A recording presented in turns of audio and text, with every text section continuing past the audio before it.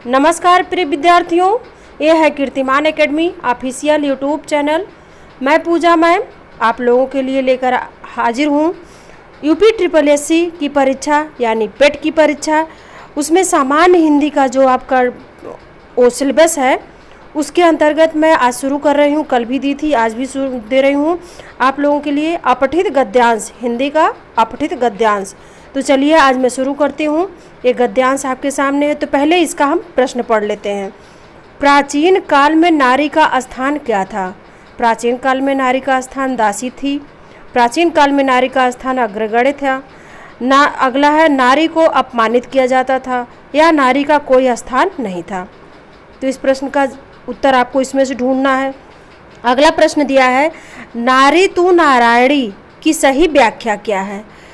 नारी नारायणी की तरह पूजनीय है, या नारी को कोई अधिकार नहीं था, या नारी गुलाम थी, या नारी का मान सम्मान नहीं होना चाहिए। इसमें से आपको बताना है उत्तर। अगला प्रश्न दिया है, देश का उद्धार कैसे होगा?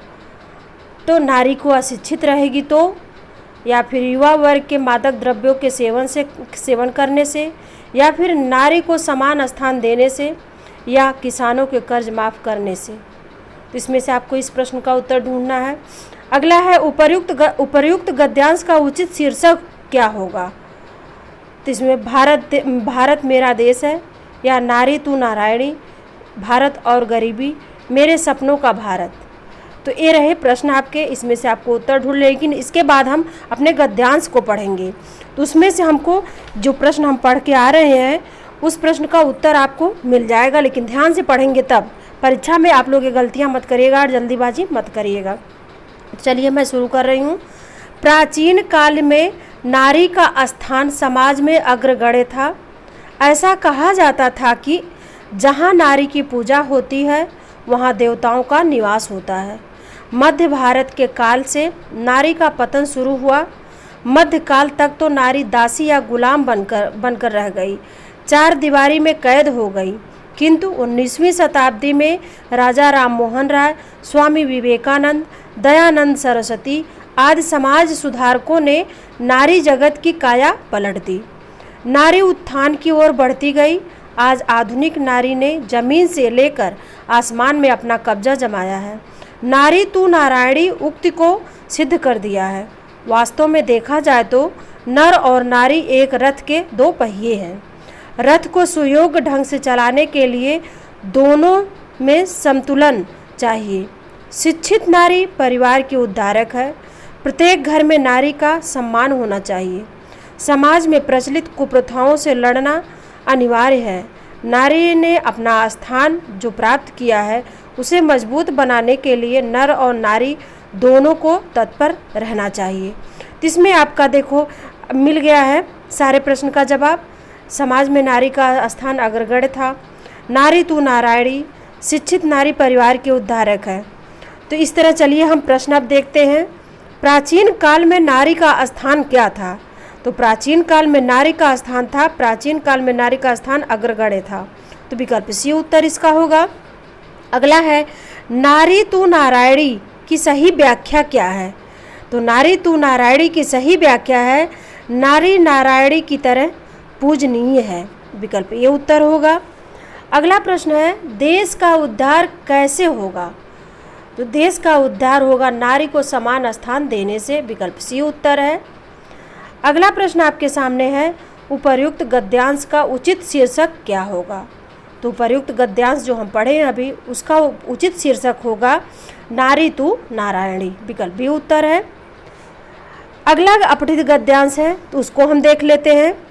चलिए पहले इसका प्रश्न देखते हैं कैसा है, क्या पूछा गया है। तो प्रश्न है, प्रेम की भाषा है कैसी? अर्थ रहित, भाव रहित, ज्ञान रहित या शब्द रहित। इसमें आपको प्रश्न का उत्तर आपके गद्यांश में मिल जाएगा। तो चलिए अभी पढ़ेंगे तो देखेंगे क्या उत्तर दिया है। अगला प्रश्न है, अरण्य का शाब्दिक अर्थ क्या होता है? वृक्ष, जंगल, उपवन या पुष्प। इसमें भी आपको उसमें उत्तर मिलेगा। अगला है, यत्न से आशय क्या है? भाषण, रत्न, प्रयास या परिश्रम। तो इसमें देखते हैं गद्य में, गद्यांश में। तो चलिए अगला प्रश्न देखते हैं। गद्यांश में किसकी महिमा का वर्णन है? आचरण का, या प्रेम का, या जीवन का, या वेद का? अगला प्रश्न है, गद्यांश का उपयुक्त शीर्षक क्या होगा? प्रेम की भाषा, या जीवन का आचरण, या सच्चा आचरण, या मौन व्याख्यान? तो ये रहे इसके प्रश्न। चलिए हम गद्यांश को देखते हैं, पढ़ते हैं। तो शुरू करती हूँ। प्रेम की भाषा शब्द रहित है। हमको लगता है आपका पहले प्रश्न का जवाब मिल गया है, शब्द रहित। नेत्रों की, कपालों की, मस्तक की भाषा भी शब्द रहित है। जीवन का तत्व भी शब्द से परे है। सच्चा आचरण, प्रभावशील सच्चा आचरण, ये भी आपका प्रश्न का उत्तर मिला हुआ है। अचल स्थित संयुक्त आचरण ना तो साहित्य के लंबे व्याख्यानों से गढ़ा जा सकता है, या ना वेद की श्रुतियों के मीठे उपदेश से, या ना अंजील से, या ना कुरान से, या ना धर्म चर्चा से, या ना केवल सत्संग से। जीवन के अरण्य में घुसे हुए पुरुष के हृदय पर प्रकृति और मनुष्य के जीवन के मौन व्याख्यानों के यत्न से, सुनार के छोटे हथौड़े की मंद मंद चोटों की तरह आचरण का रूप प्रत्यक्ष होता है। तो इसमें सारे सवालों के जवाब आपको मिल गए हैं, आप लोगों को भी मिल जाएंगे। इसी तरह मतलब ध्यान दे के पढ़िएगा। प्रश्न हमने जो पढ़ा उस तरह के उसके उत्तर हमको मिल रहे हैं कि नहीं, उसको अंडरलाइन अपना पेंसिल से कर लीजिएगा एग्जाम हॉल में। इसके बाद उत्तर प्रश्न पढ़िएगा, फिर उसके बाद उत्तर उसका ढूंढिएगा। तो चलिए हम प्रश्न शुरू करते हैं। प्रेम की भाषा है, प्रेम की भाषा है शब्द रहित, विकल्प डी उत्तर होगा इसका। अगला है, अरण्य का शाब्दिक अर्थ होता है। तो अरण्य का शाब्दिक अर्थ होता है जंगल, तो विकल्प बी उत्तर है। अगला प्रश्न आपके सामने है, यत्न से आशय है। यत्न से क्या आशय है? तो यत्न से आशय है प्रयास करना या प्रयास, शब्द विकल्प सी उत्तर है। अगला प्रश्न है, गद्यांश में किसकी महिमा का वर्णन है? तो गद्यांश में, पूरे गद्यांश में आप पढ़े होंगे तो आचरण शब्द कई बार आया है, तो इसलिए इसमें आचरण की महिमा का वर्णन किया गया है, तो विकल्प ये उत्तर होगा। अगला प्रश्न है, गद्यांश का उपयुक्त शीर्षक क्या होगा? तो गद्यांश का उपयुक्त शीर्षक अपने जीवन के बारे में बताया गया है, तो इसमें सीधे आपके सवाल का जवाब है सच्चा आचरण, विकल्प सी उत्तर होगा। तो ये रहा आपका आज की वीडियो में 2 अपठित गद्यांश। इसको आप लोग ध्यान से पढ़िए और प्रैक्टिस करते रहिए, ताकि इसी तरह परीक्षा हाल में जब यहाँ पढ़ के प्रैक्टिस किए रहेंगे, क्वेश्चन का आंसर ढूंढे रहेंगे, तो वहाँ भी आसानी होगी आपको। हो सकता है इसी में से कोई एक मिल जाए, और नहीं मिलेगा तो इस तरह आपको हैबिट हो जाएगी, आदत हो जाएगी। हाँ, इस तरह हमको खोजना है, इस तरह प्रश्न का उत्तर देना है। तो ये थी आज की वीडियो। आप लोग इसको पढ़ते रहिए और स्वस्थ रहिए, मस्त रहिए, और शेयर सब्सक्राइब ज़रूर करिए। तो इसके लिए धन्यवाद।